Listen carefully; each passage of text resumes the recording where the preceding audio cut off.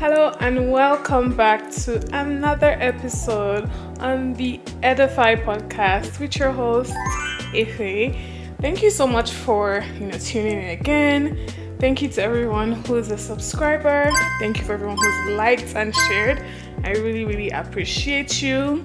This episode is not only a warm hug, it's not only the celebration of an identity that women share, but it's also to reveal God's mind on being a woman and the concept of womanhood.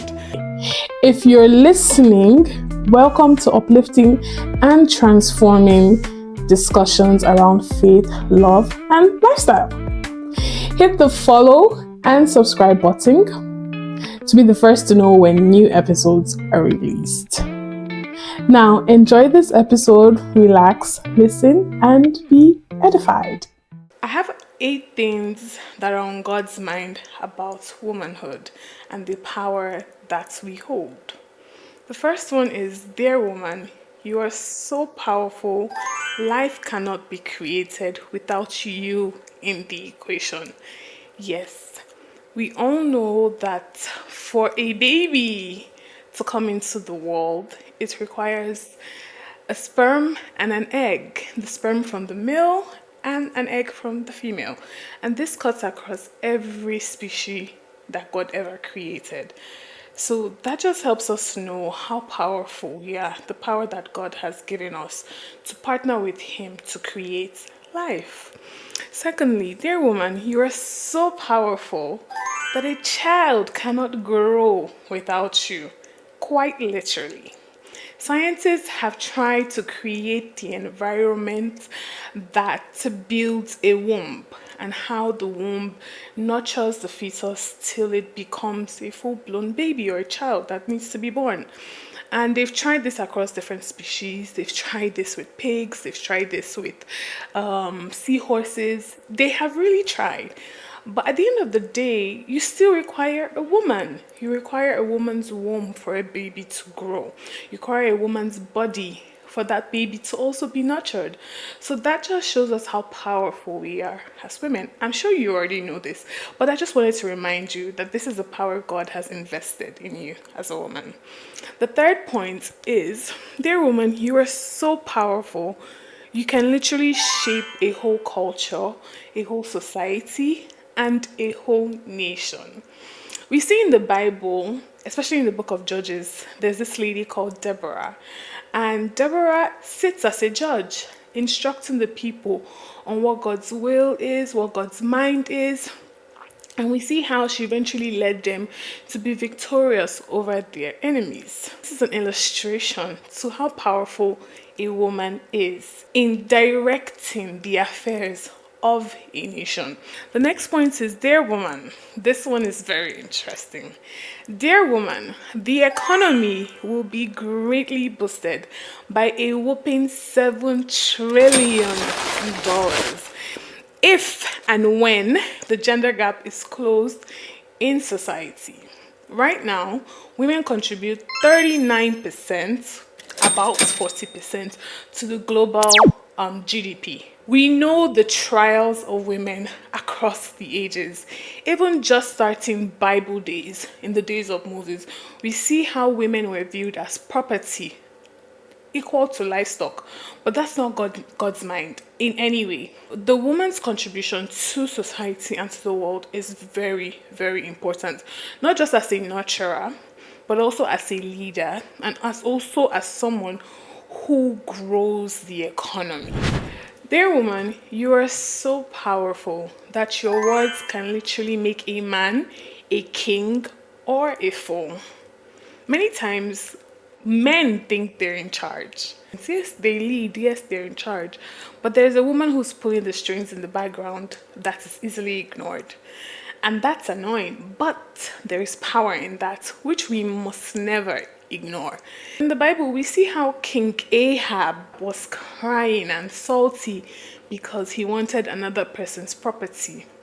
But who came to cheer him up? Who made him remember that he was a king and he could do what he wanted to do? Though what they did was ruthless, It was the wife, Jezebel. The Jezebel we often go, oh, she's bad, Jezebel spirits, whatnot, whatnot. But that story illustrates how powerful a woman is. A woman is so powerful, she makes a man a king.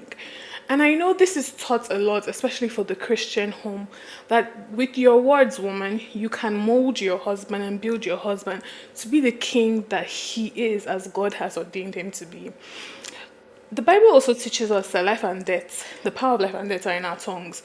But specifically for women, it's important to know that the words you speak to your significant other, especially your husband or your boyfriend, are so important because they can help him see who God has already created him to be and walk in that identity. Additionally, this plays out when you're a mother.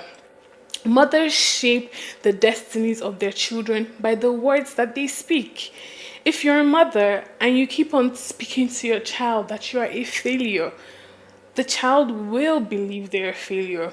Not just because the mom is so significant as a role model in their lives, but also because the words that she speaks mold him or her to be who they are.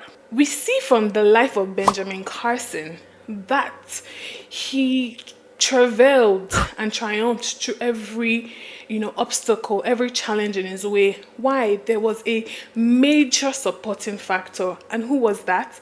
His mother. So, dear woman, there is power in your words, and you can literally make a man a king or a fool. Speaking towards the fool side, there's also this beautiful lady in the Bible, Abigail. We all know she was married to a fool. But in her wisdom, in her speech, she still didn't make him feel less, but still a man. Though a foolish man, a man. Right? The next point is, dear woman, you are so powerful that men literally become fools just for you. No shade on the brothers, no shade. There's a way a woman carries herself. There's a way a woman respects herself, especially where there are many men interested in her romantically. And the men start to do the most foolish things just to win her hand, right? When it's time for, as nature or science will call it, mating, women literally make men or can cause men do foolish things just to win them over. A typical example is Delilah. Delilah is a woman who nested this power so much in the way she caused Samson to reveal his power and his strength so that the Philistines could conquer him. But the funny thing is, Samson kept on doing the one foolish thing, coming back to her and sleeping in her laps. Why? Because she practiced this power. She created the environment where he could feel at home, loved, cherished, like a man. But anyways, that's a power that we women wield and we should be aware of it. This one may pinch a little bit, but it's the truth. Dear woman, you are so powerful, you are invincible. Now let me explain. I'm going to give a real life example. There was a time I was working in this organization, which was heavily male dominated. And I found out that I was the only woman in, there were two other women, but I was the youngest woman in the room. And we're trying to deliberate on how to go about solving an issue. Everyone came with their different motives that would favor their teams. And I came in looking like I was the neutral party, like I had no motive of my own. That was what they assumed. But I did have a motive of my own. But at the end of the day, after all the discussion and deliberation, guess what happened? They asked me for my opinion. And they said, in quote, whatever Ife says is what we're going to do. Aside from, yes, me being good at my work, there's also this unassuming power that we wield as women, especially in those tough boardrooms. So dear woman, your invisibility is your power. Wield it well. Wield it to shape nations. Wield it to drive decisions that will favor everybody, especially the female gender. And finally, dear woman, you are so powerful that if you let the world corrupt your power, it turns into chaos. It's important to know God's mind on how to wield such power. I'm going to be debunking, I dare say, some things we have said in culture, or some things that people have propagated. The first one is the subject of authority. In 1 Peter 3:7, and I'm going to be speaking specifically to a statement there, it says, treat them as the weaker partner and as heirs with you. Here, Peter was speaking to the husbands and telling them how to treat their wives. All over the Bible, it seems that the female or the wife is considered the lesser species or the lesser gender. But there's also an and there. It says and heirs. If we are heirs with the men, then how are we lesser? Is the question. When Peter was speaking, he had to make a distinction between the two genders. And when he said lesser, he didn't mean of lesser value. He meant of lesser strength.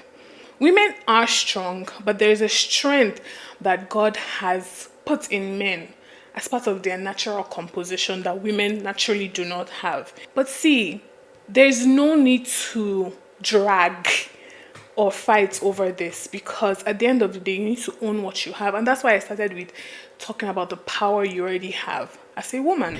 There's also saying the husband is the head and the woman is the neck. Yeah. I know there's this fear of submission. Submission is different from subjugation. Submission is, you have equal power or similar power with another person, but you choose to yield to their leadership, knowing that at the end of the day, they take full responsibility for the outcome of any decision made.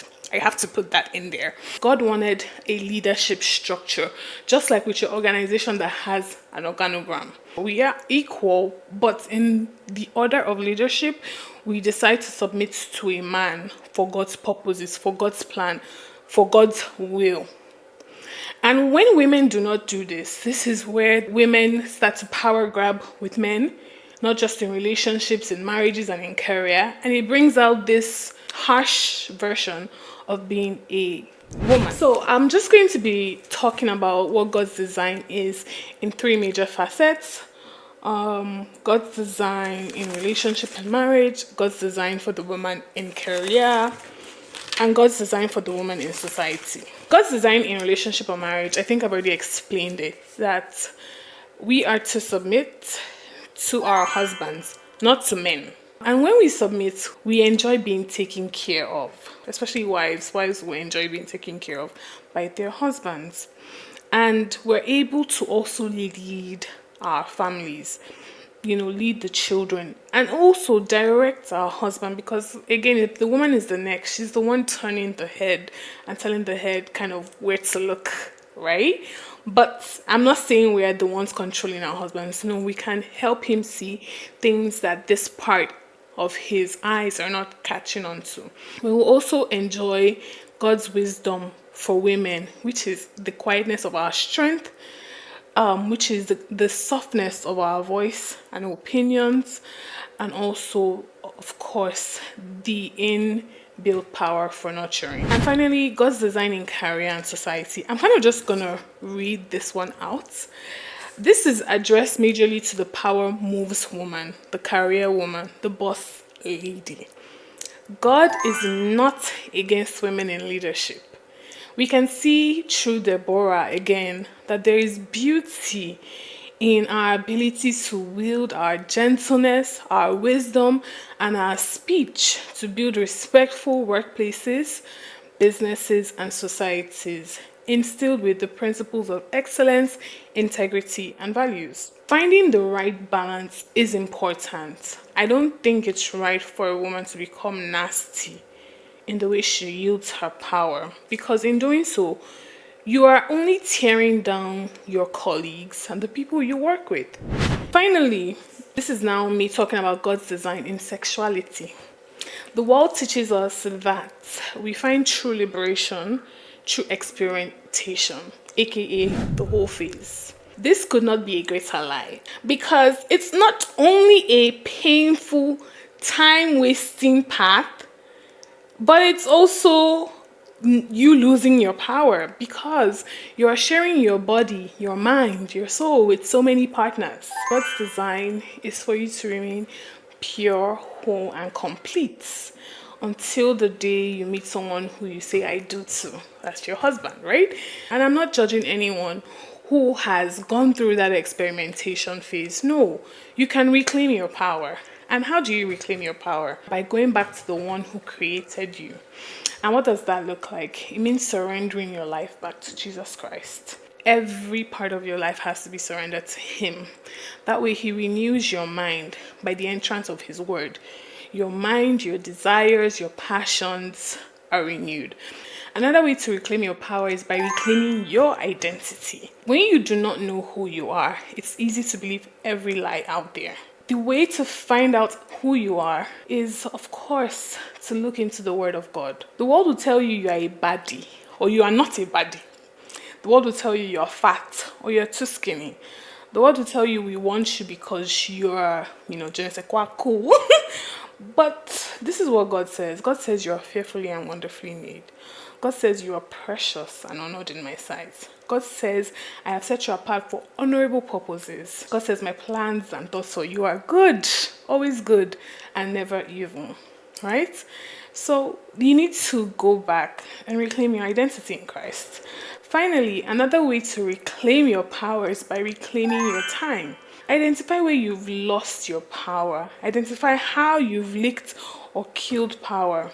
And pour into things that help you unleash your power. If you enjoy volunteering, if you enjoy creating things, that's one way to reclaim your power, right? Just to add, this is a bonus. Another way to reclaim time is by reclaiming your speech.